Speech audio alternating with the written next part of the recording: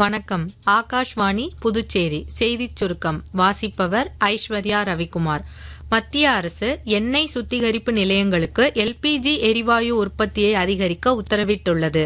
மேலும் கூடுதலாக உற்பத்தியாகும் எல்பிஜியை உள்நாட்டு பயன்பாட்டிற்கு பயன்படுத்தவும் அறிவுறுத்தப்பட்டுள்ளது.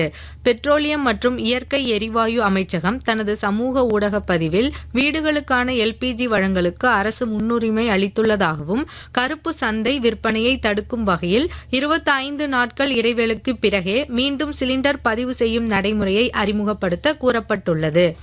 விக்ஷித் பாரத் வேலை மற்றும் அஜீவிகா மிஷன் சட்டம் 2025க்கான லோகோ வடிவமைப்பு போட்டி குறித்த அறிவிப்பை மத்திய கிராமப்புற மேம்பாட்டு அமைச்சகம் வெளியிட்டுள்ளது. இப்போட்டியில் பங்கேற்க இம்மாதம் 20ஆம் தேதிக்குள் MyGov என்ற இணையதளத்தில் பதிவு செய்து தங்களது லோகோவை இணையம் வழியாக சமர்ப்பிக்க வேண்டும் என்று அறிவிக்கப்பட்டுள்ளது.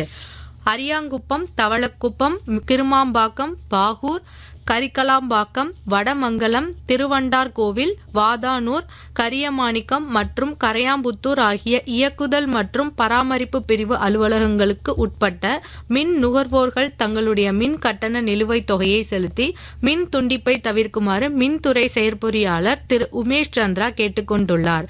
மின் கட்டண நிலுவை காரணமாக இணைப்பு துண்டிக்கப்பட்ட பிறகு நிலுவைத் தொகையை முழுவதுமாகவோ அல்லது தவணை முறையிலோ நண்பகல் 12:30 மணிக்குள் செலுத்திய பிறகே மின் இணைப்பு வழங்கப்படும் என்று அவர் வெளியிட்டுள்ள செய்திக்குறிப்பில் தெரிவித்துள்ளார்.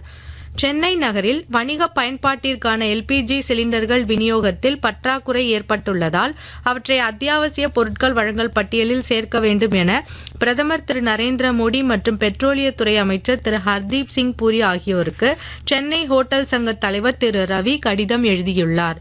இத்துடன் இந்த செய்திச் சுருக்கம் நிறைவு பெறுகிறது.